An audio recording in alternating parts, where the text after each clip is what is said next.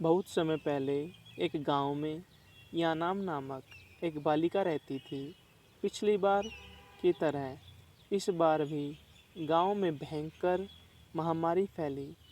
पिछली महामारी में यानाम के परिवार से उसकी माँ, दीदी, भाई और दादी की जानें गई थी। उससे पहले की महामारी उसके दादा दादी, चाचा चाची और उनके बच्चों को खा गई। अब केवल परिवार में यानाम और उसके पिता ही बचे रह गए थे। परंतु इस महामारी ने पिताजी को भी नहीं बख्शा। पिता की मृत्यु से इस नन्ही जान को बहुत आघात पहुंचा। यानाम अपने पिता से बहुत प्रेम करती थी। वह तो पिता की लाडली राजकुमारी थी। पिता भी उस पर अपनी जान छिड़कते थे। पिता के असामयिक विछोह से यानाम को गहरा मानसिक आघात पहुंचा।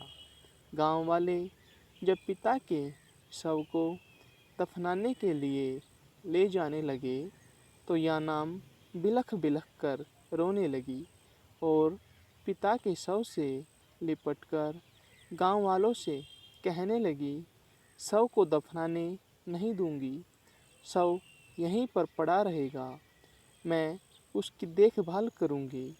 यानाम के भोले मन को यह लगता था कि सर्वशक्तिमान दोत्री पोलो सूर्य चंद्र अवश्य उसका रुदन सुनेंगे और पुनः उसके पिता को जीवित कर देंगे। गांव वाले भोले यानाम को समझा समझा कर थक गए कि मरने वाला कभी दोबारा जी नहीं उठता है।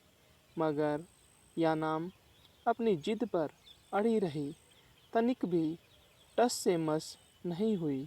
अंततः गांव वालों को हार कर भारी मन से यानाम को रस्सियों से बांधना पड़ा ताकि समय से उचित संस्कारों के साथ शव को दफनाया जा सके। शव को दफनाने के पश्चात गांव वालों ने यानाम की रस्सियों को खोल दिया। गांव की एक बूढ़ी महिला उसे अपने घर ले आई और यानाम से कहा, मैं तुम्हारा भरण पोषण करूंगी।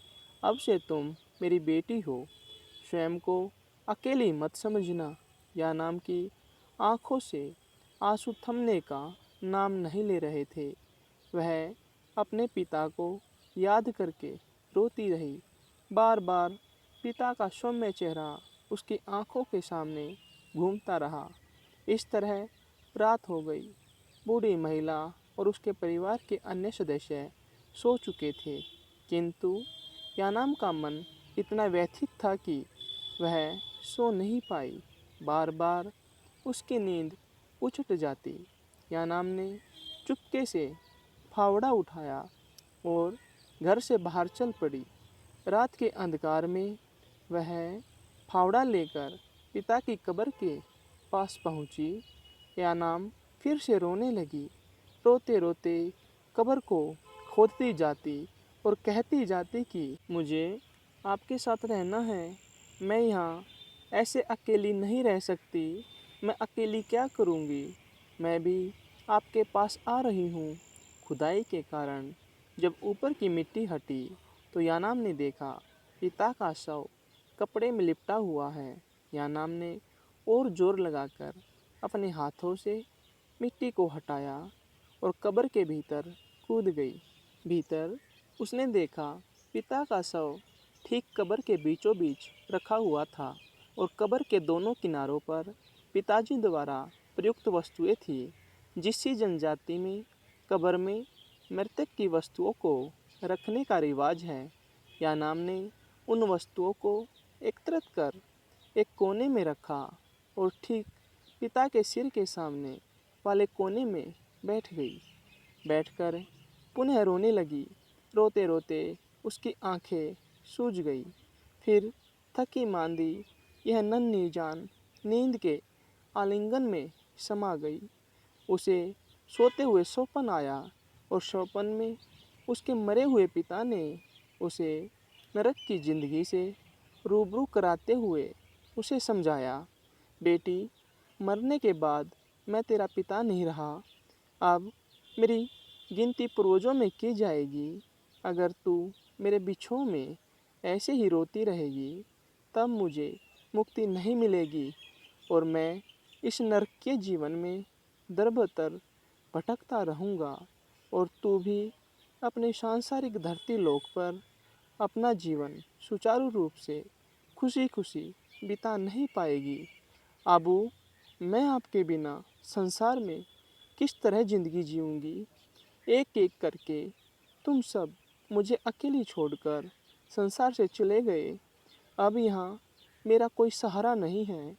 आपके तो मैं कलेजे का टुकड़ा थी, फिर मुझे इस बेगानी दुनिया में छोड़कर क्यों चले गए आबू? बेटी, हर एक शक्ति की एक सीमा होती है। जो शक्ति किसी सीमा में नहीं बंधती वह तो विनाशकारी शक्ति ही हो सकती है।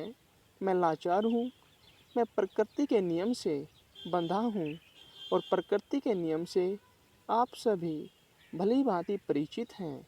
किसी मृतक की आत्मा ही मृत्युलोक में प्रवेश पा सकती है, कोई जीवित मनुष्य नहीं।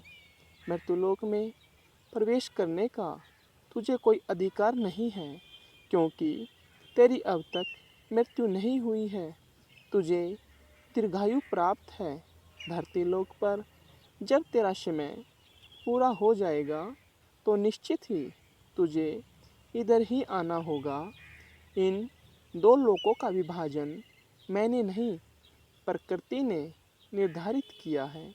मनुष्य रूप में तू कभी हमारे बीच में सम्मिलित नहीं हो सकती और न हम प्रेतात्मा तेरे लोक में किसी को भी, चाहे मनुष्य हो या प्रेत, अपने अपने लोक के अतिक्रमण का अधिकार नहीं है। हम सबको प्रकृति के नियम का आदर करना होगा। बेटी, मैं जानता हूँ तू मुझे अत्यधिक प्रेम करती है। पिता के प्रति तुम्हारा प्रेम देखकर मैं अभिभूत हूँ। तुम्हारी पितृभक्ति अद्वितीय है, लेकिन जब तक तू संसार में रहेगी तुझे खुशी खुशी अपनी जिंदगी जीना होगा।